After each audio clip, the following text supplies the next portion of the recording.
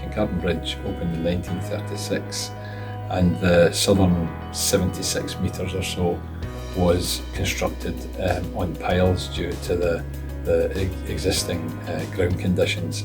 The southern piled viaduct has been deteriorating over the years. It's actually been sinking.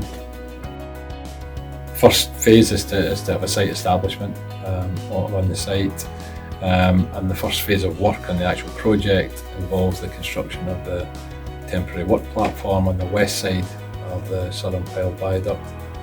Once that temporary work platform is complete, we can then commence with construction of the temporary bridge, which will run parallel to the existing southern piled viaduct.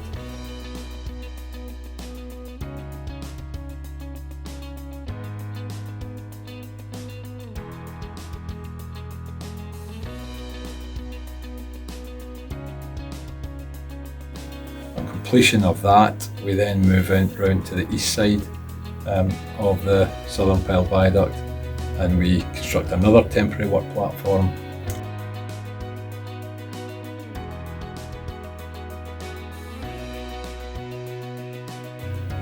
Once that is complete, we can start with demolition of the existing southern piled viaduct. We then commence with construction of the new foundations and piers for the permanent structure and permanent southern piled viaduct, and then we construct the deck. Move back round to the east side again to then commence with the removal of the temporary structure.